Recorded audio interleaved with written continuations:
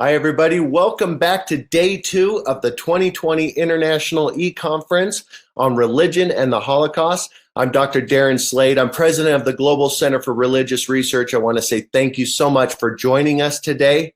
One of the incredible things about attending an academic conference through GCRR is that there is no air travel fees, there's no hotel room fees. You get to attend these conferences and hear the latest research on Holocaust studies from our scholars and some of the world-renowned scholars from the safety and comfort of your own home.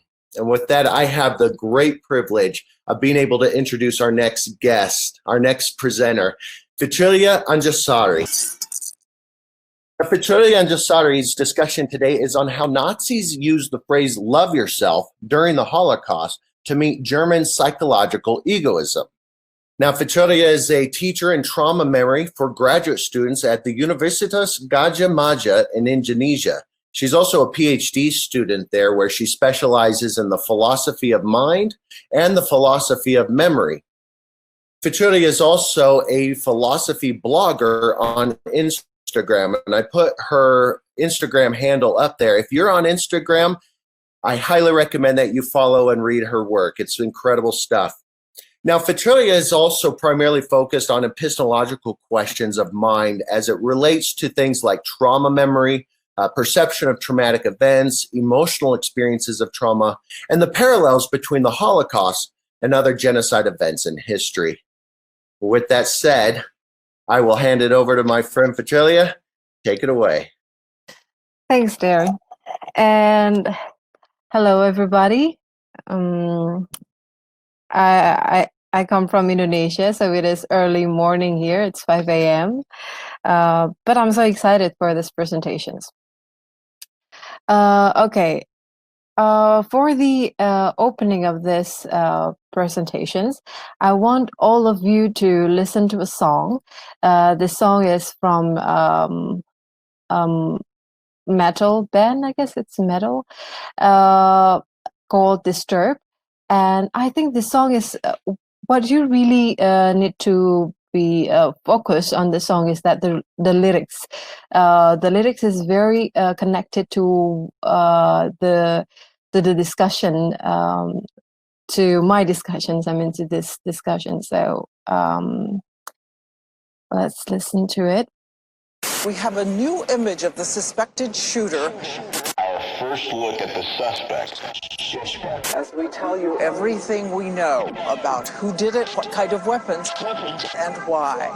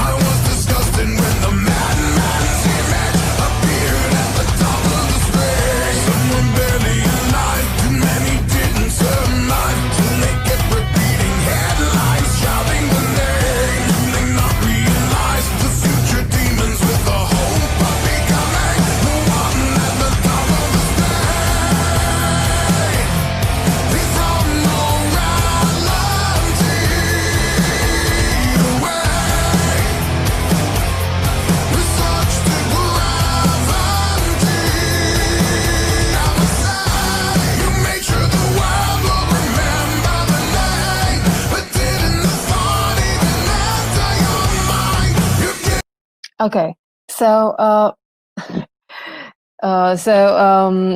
what kind of question actually do you get from the song, or maybe some kind of message from the song? Since this song is actually written by David Dryman, a vocalist of Disturb, and he's born from Jewish family, and then he also started his education in Orthodox school, and he spent most of his youth in Israel. So I think he had some kind of a disturbing memory with the history of how the Jews are persecuted along the history in the Middle Age and up to Nazi. So actually, the kind of image that we get from this song is the a normal image, a usual image that we see if we read the news or listen to the news about a country where there is a dictator ruling in those country. We then question about the people there. What happened with the people? Why they created a path to make a dictator raise power in their country? That kind of question. Are they mad or some sort? Are they can they for the propaganda for people outside the country with the dictatorial government will be nonsense. I mean, how could people believe in that? Why people believe in such a lie or some sort? But for the people there, it is something that they believe, they really believe, and they hold on to that. And they're even some of them like the government. So why then? Why? The question why keeps wondering. And I think it is the same case when the first the first time when people finally realized the brutality of the Nazi itself, when the when the footage video from the from that shows the camp concentrations, actually, like people in the world are like shocked to that, really like, oh good, those kind of evildoers are, like, why German people, why the Germans actually let the those kind of evildoers happened in their country? Why do they? People will think that the Germans are brainwashed, so they will follow or the Führer's brutality. They will say like yes to the brutality, or maybe they are actually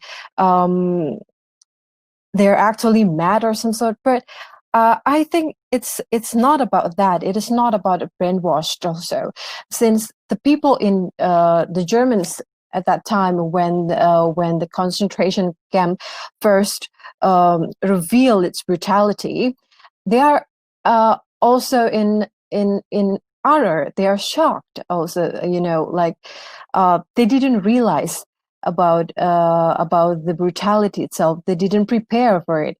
As you see in this video, I'm going to show you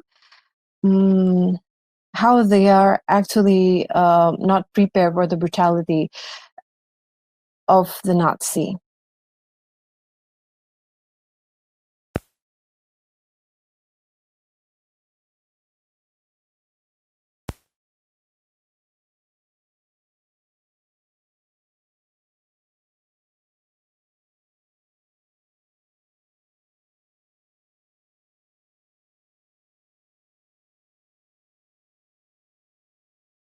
So you will about to see how the Germans finally, the first time the Germans realize about the Nazi brutality. So they are invited to see, to watch to visit the camp concentration. See, they're, notice the expression, they are smiling, and before they came into camp concentration.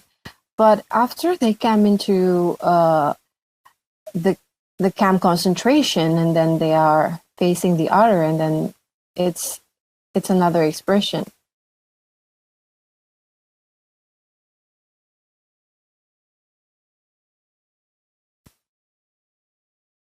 The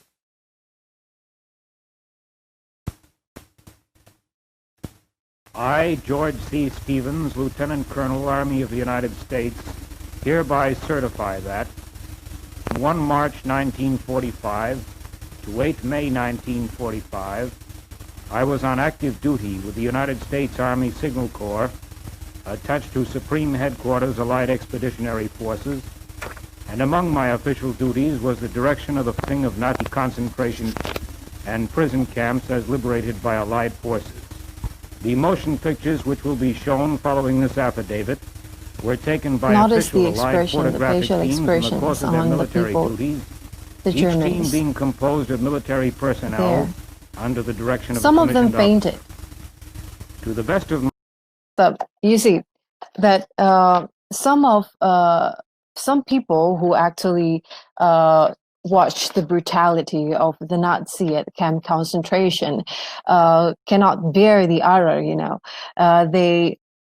Some of them fainted. Some of them then show shocking expressions in their face and other in some sort. So by looking at this video, we see that actually Germans, the majority, the common people, do not really want this kind of a massive killing like Holocaust.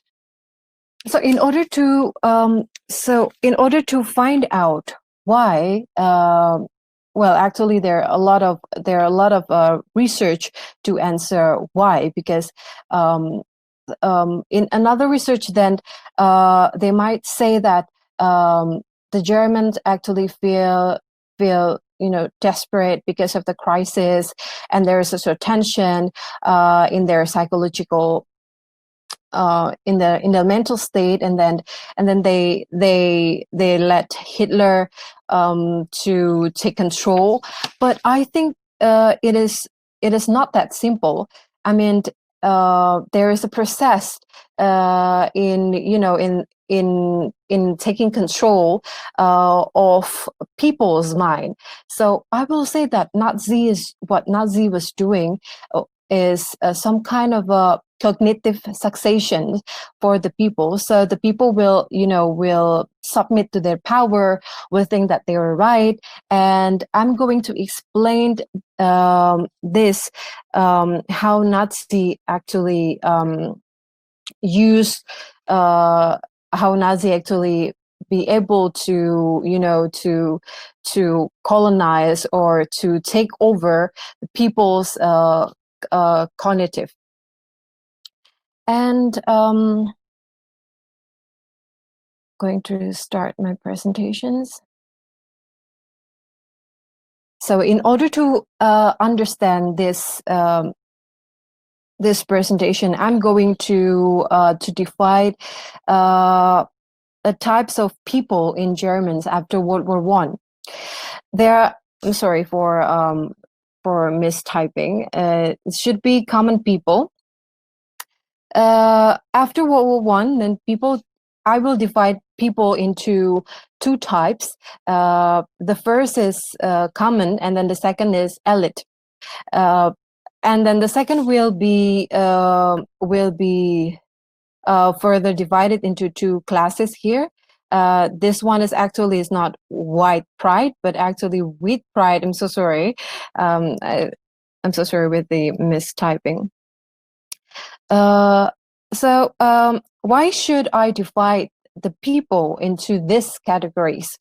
I think by dividing people into this category, so we can see how they are actually mentally torn apart after the falling of the German Empire after World War I, because we cannot generalize all the mental states and all the people there. We cannot generalize that all the people feeling depressed, feeling yes, they are feeling depressed because of the economic falling, and they are stripped out of power of some sort.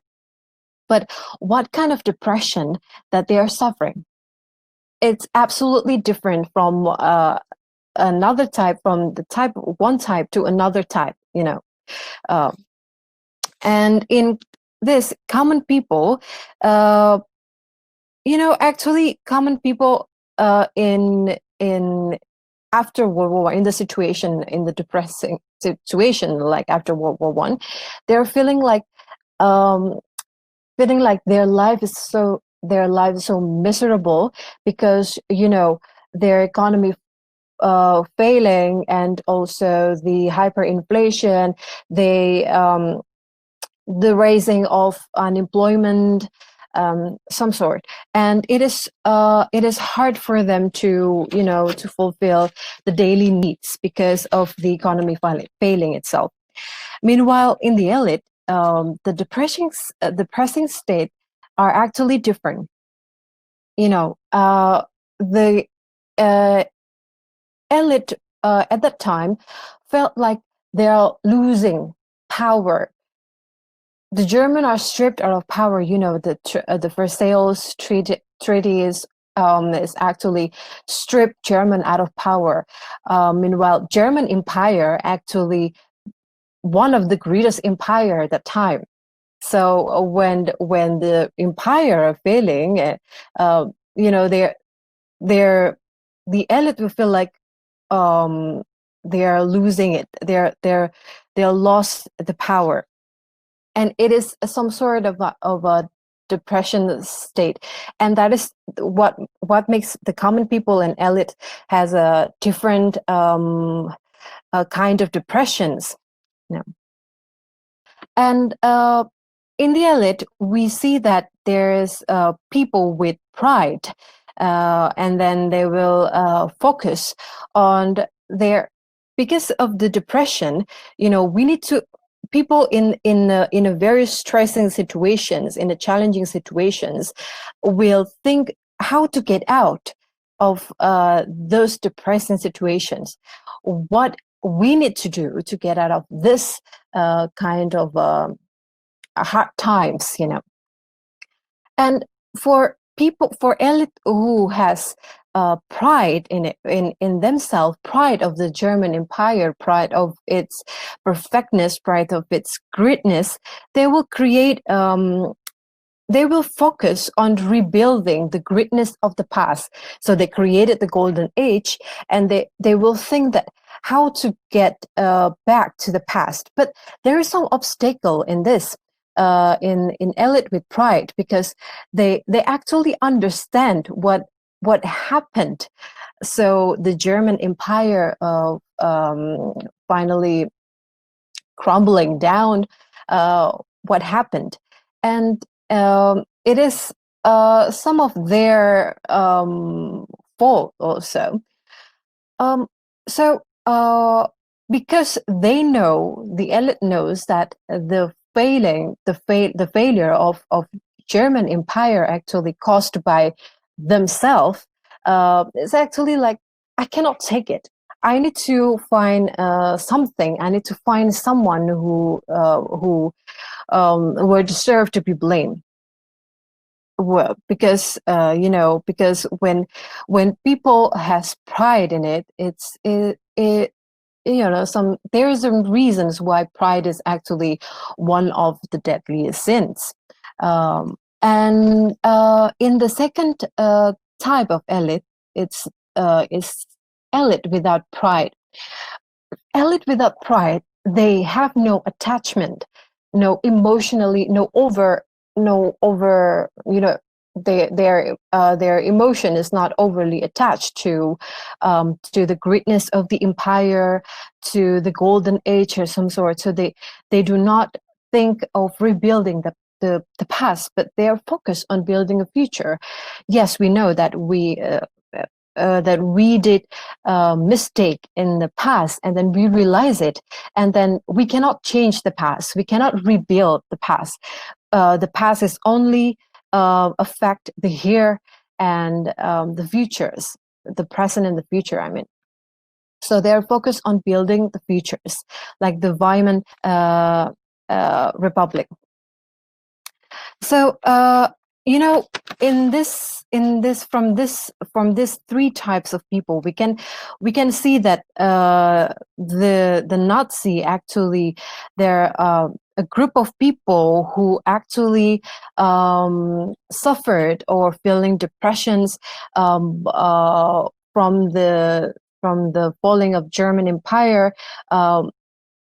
In this category, they have pride. Yes, they have pride, of course, because most of Nazi members are actually ex-army who fought the World War One. So you know, they have the pride. They have pride of German Empire greatness. So so they will create a Thule society, and they will also you know, they will also focus on rebuilding the greatness of the German itself. And in order to rebuilding the greatness of the past, they need to review of what happened. And you know, there's some sort like find themselves in a difficult situation, because in reviewing what happened, actually it is themselves who actually you know, deserve to be blamed, but they will not take it. So they will find another people to be blamed, like the Jewish, the communists, you know. And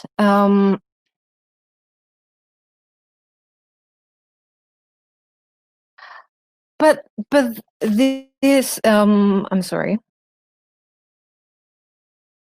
But Nazi, when Nazi is created, they are not you know, automatically gain power. And you know how Hitler failed when he was about to have a coup. Then it is actually a proof that the Germans actually do not want did not want some sort of anti-Semitism. They did not want a massive killing on the Jews, because at the very first time, Hitler and other members of Nazi already campaigned for you know, for blaming the Jews or some sort. They are not automatically gain the power. Even at that time in you know, German, it in 1923 or some sort. Yes, 1923. Had a new chancellor, and it is like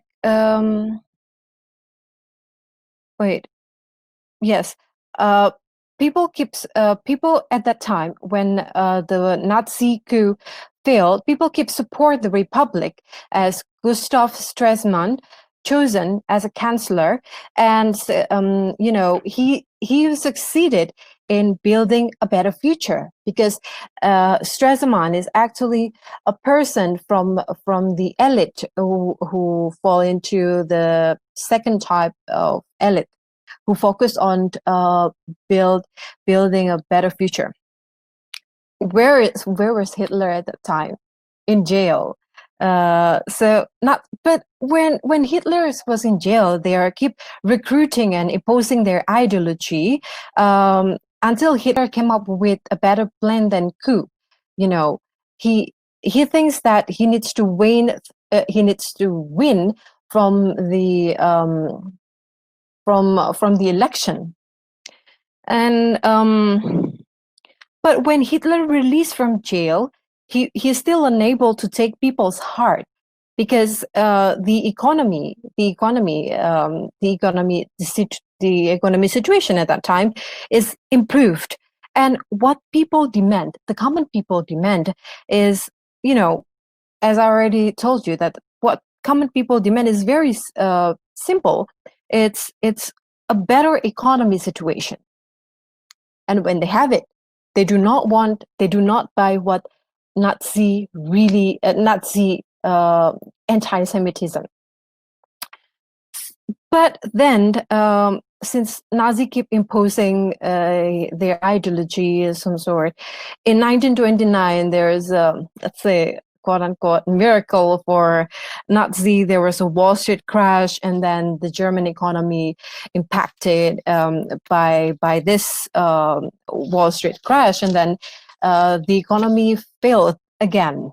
So at that time, common people will feel like, you know, we feel even more depressed. Like, can you imagine when you are trying to do something, when you are trying to achieve something, and then you think that you already achieved it, but then finally it crumbling down again, you know. And from 1923 to 29, it's not a long time. I mean, it's only 6 years, and then you finally you know, you finally, like, you lose it again. You know how depressed is that kind of situations. So that is when Hitler's prophecy try to when people start to listen to what Hitler said, and they are some sort of like having a cognitive dissonance and in their mind. So okay, wait. So they are having some kind of a cognitive dissonance because they have a conflicted belief. They believe on one side, like okay, I need to get out of this difficult situation and focus on the future. But then they're also imposed by another belief that they started to notice at this time because of the failing of economy, that the second failure of economy. They start to notice Nazis belief, what Nazis believe, and then they start saying like, okay, maybe Hitler is right. Maybe it is because of the Jewish conspiracy or some sort that I finally, you know, had this kind of difficult situation again. And when this when